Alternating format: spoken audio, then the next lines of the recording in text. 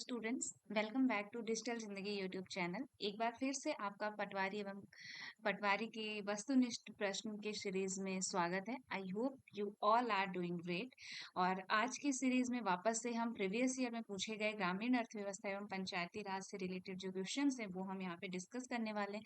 और इससे रिलेटेड दो सीरीज ऑलरेडी डिस्कस कर चुके हैं हम। सो अगर आपने अभी तक उस वीडियो को नहीं देखा है तो आई बटन पे उसका जो है लिंक आ रहा है, आप पहले उसको देखें, उसके बाद आप इस वीडियो को देख सकते हैं। और अगर आपने देख लिया है तो उसके लिए दिल से थैंक यू। आप लोग ज्यादा से ज्यादा इस सीरीज को पसंद कर रहे हैं, उसके लिए आपका धन्यवाद। तो इसमें हम प्रीवियस ईयर में जो क्वेश्चंस पूछे गए थे वो क्वेश्चंस डिस्कस करने वाले हैं, और वापस ओवरऑल हम 20 क्वेश्चंस यहाँ पे डिस्कस करेंगे। So let's get started and thank you so much for your loving.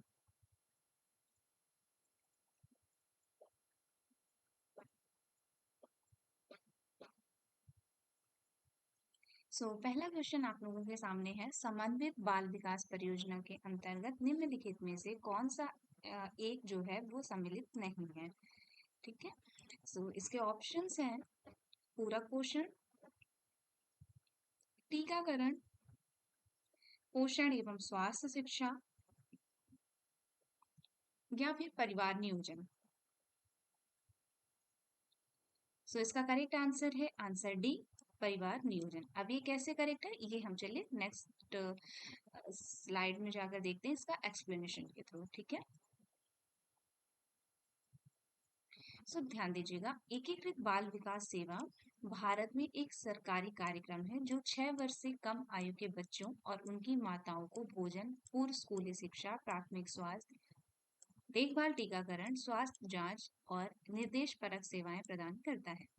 आईसीडीसी के उद्देश्य की प्राप्ति हेतु इसके अंतर्गत निम्नलिखित सेवाएं प्रायोजित की जाती हैं: टीकाकरण, पूरक पोषण, स्वास्थ्य जांच, निर्देश परक सेवाएं, प्री स्कूल शिक्षा, पोषण और स्वास्थ्य संबंधी जानकारी। ठीक है, आई होप आप इसके एक्सप्लेनेशन आपको समझ में आए होंगे। और अगर आप स्क्रीनशॉट लेना चाहते हैं तो आप मुझे कमेंट सेक्शन में बताइएगा, मैं हर स्लाइड के बीच में आपको 2 से 3 सेकंड का गैप दूंगी। आप वहां से स्क्रीनशॉट ले सकते हैं। बढ़ते हैं अगले क्वेश्चन की तरफ।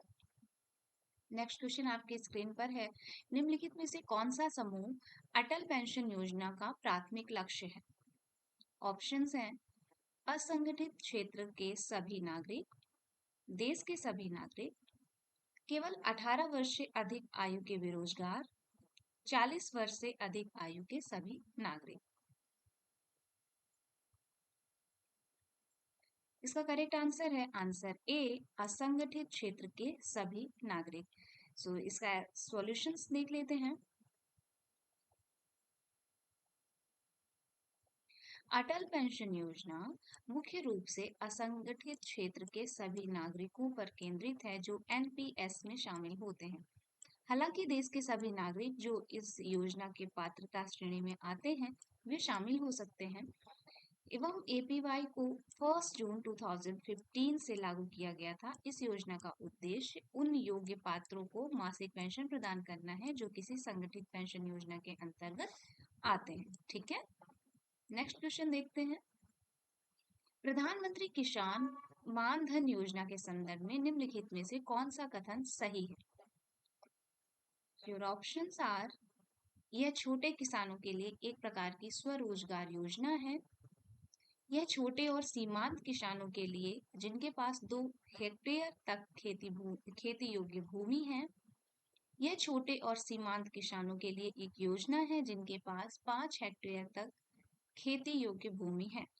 या फिर इस योजना का उद्देश्य प्रति माह 6,000 रुपए की सुनिश्चित पेंशन प्रदान करना है। करेक्ट आंसर आंसर बी, यह छोटे और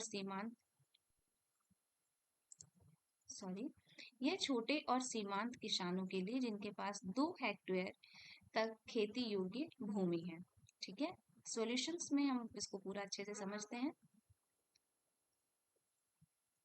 प्रधानमंत्री किसान मान धन योजना छोटे और सीमांत किसानों के लिए एक सरकारी पेंशन योजना है जिसके पास 2 हेक्टेयर तक खेती योग्य भूमि है।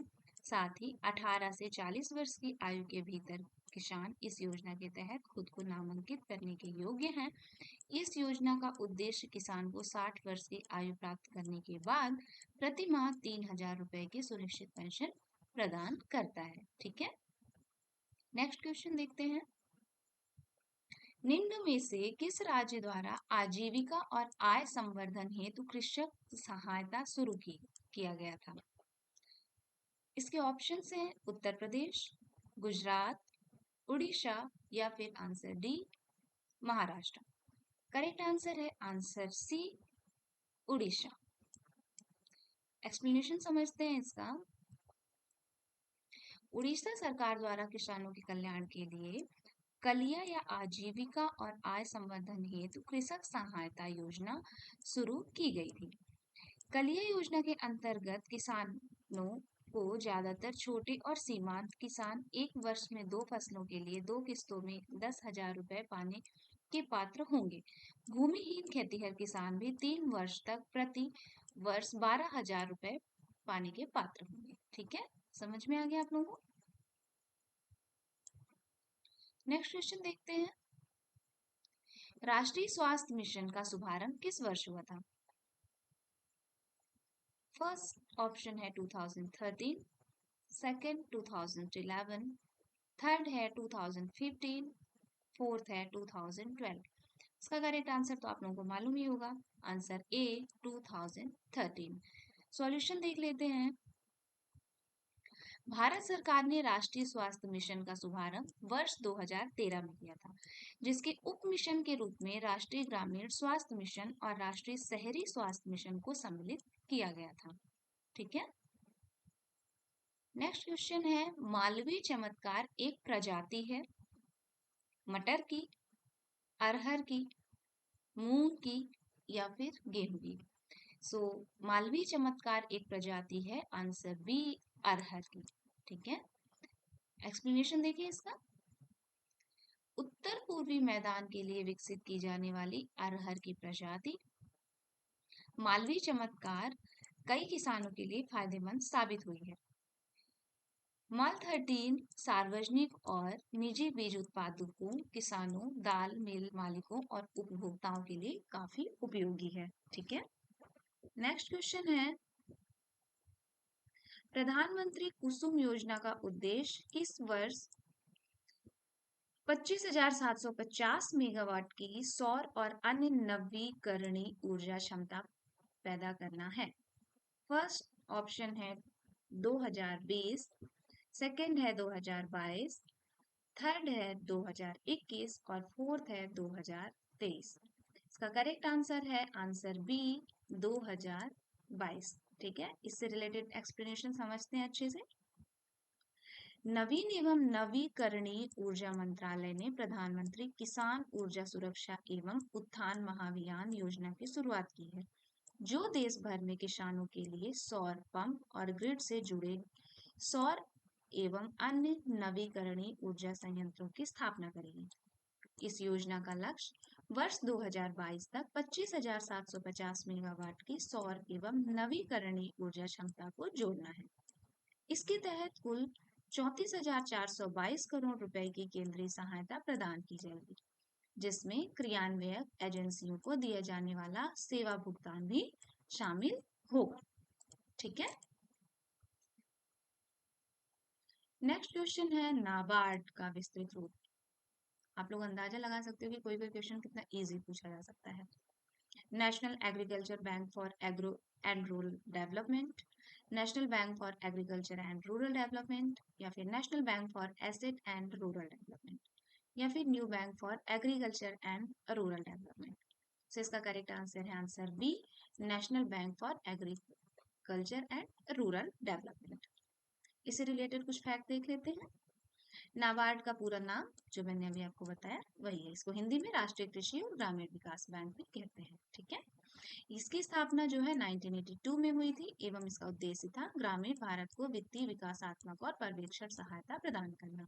यह भारत में एक शीर्ष वित्तीय संस्थान है जो ग्रामीण और कृषि वित्त पोषण प्रदान करता है। ठीक है, नेक्स्ट क्वेश्चन है, वर्ष 1950 में सर्वोदय योजना का मसौदा किसने तैयार किया था? First option is Jayaprakash Narayan, second is Jawaharlal Nehru, third is Montek Singh Ahluwalia, fourth is Shankar Dayal Sharma.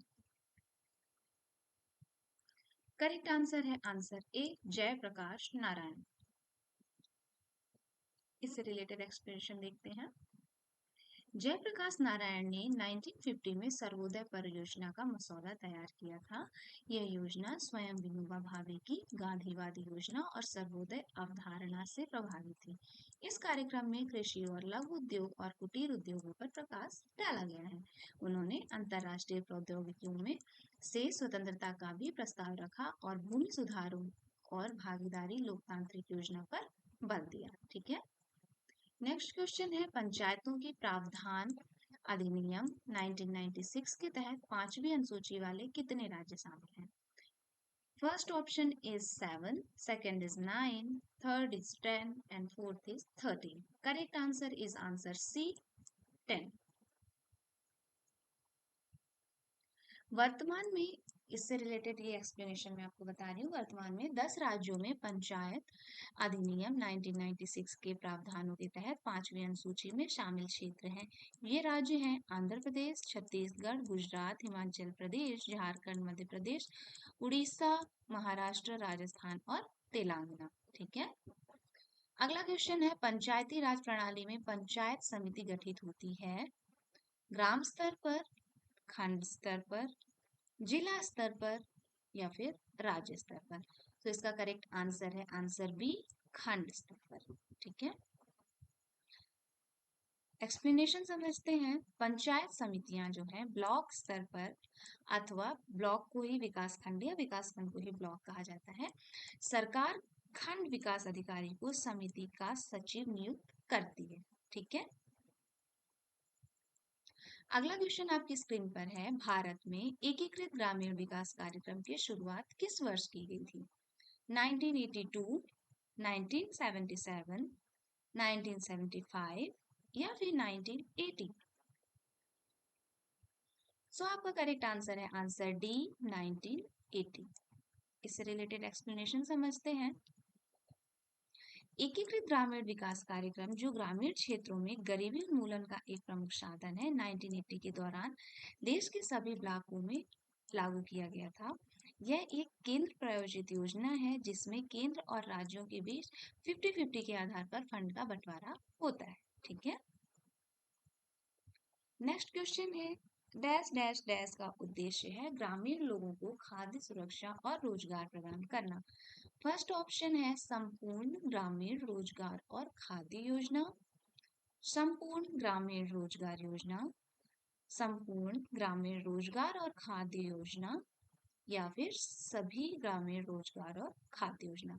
इसका करेक्ट आंसर है आंसर बी, संपूर्ण ग्रामीण रोजगार योजना। इससे रिलेटेड सॉल्यूशन मैं आपको पूरा एक्सप्लेन करती हूँ।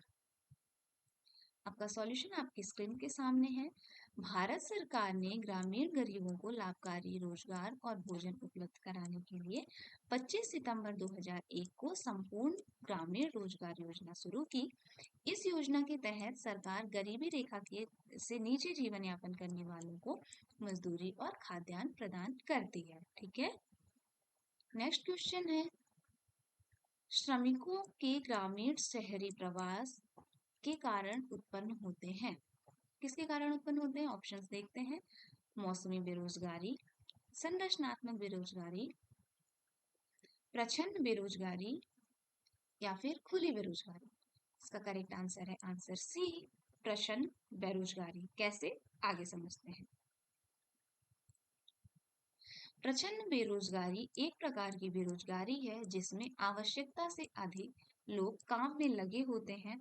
यह भारत में ग्रामीण शहरी प्रवास के कारणों में से एक है। ठीक है। नेक्स्ट क्वेश्चन है, किस पंचवर्षीय योजना ने भारत के कृषि क्षेत्र को उच्चतम बजट परिव्यय आवंटित किया? फर्स्ट ऑप्शन है पहली योजना, सेकंड इज दूसरी योजना, थर्ड ऑप्शन है 8वीं योजना एवं फोर्थ ऑप्शन है 12वीं योजना। ठीक है। आपका करेक्ट आंसर होगा आंसर ए, पहली योजना। वो कैसे, आगे समझते हैं। स्वतंत्रता के बाद योजनाकारों ने महसूस किया कि भारतीय कृषि एक दयनीय स्थिति में थी और इसके बाद इसके विकास पर जोर दिया। नतीजतन पहली पंचवर्षीय योजना जो कि 1951 से 56 में के बीच चली थी ने बजट परिव्यय का 31% कृषि और संबद्ध क्षेत्रों को सौंपा। औद्योगिकरण पर ध्यान केंद्रित करने के कारण कृषि को 1951-56 के बाद परिव्यय का इतना बड़ा हिस्सा कभी नहीं दिया गया था। अतः फर्स्ट ऑप्शन ही करेक्ट है। ठीक है।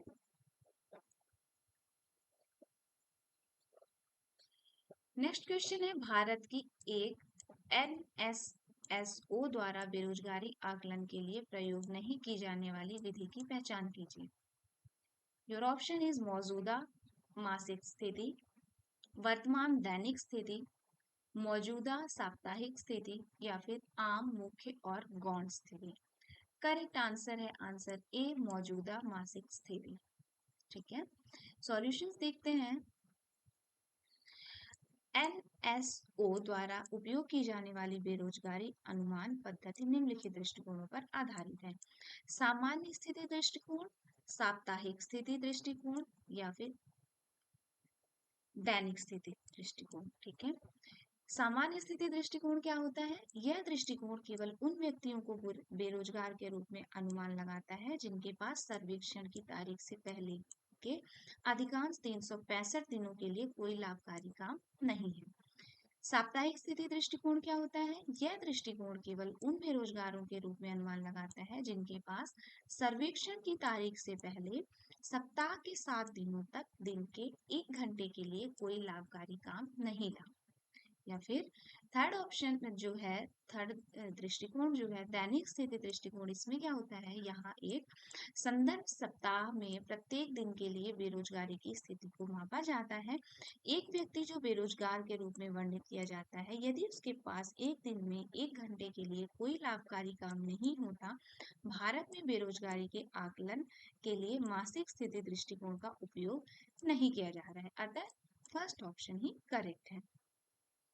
आई होप ये पूरा एक्सप्लेनेशन आपको समझ आया होगा। अगला क्वेश्चन देखते हैं, जल जीवन मिशन का उद्देश्य क्या है? 2030 तक सभी ग्रामीण परिवारों के लिए एक सामान्य सिंचाई प्रणाली बनाना, या फिर 2024 तक सभी ग्रामीण परिवारों को व्यक्तिगत नल प्रणाली के माध्यम से सुरक्षित और पर्याप्त पेयजल प्रदान करना, या फिर 2025 तक गंगा के पानी को साफ करना, या फिर 2022 तक समुद्री पारिस्थितिक तंत्र को बचाना। करेक्ट आंसर है आंसर बी, 2024 तक सभी ग्रामीण परिवारों को व्यक्तिगत नल प्रणाली के माध्यम से सुरक्षित और पर्याप्त जल प्रदान करना। ठीक है।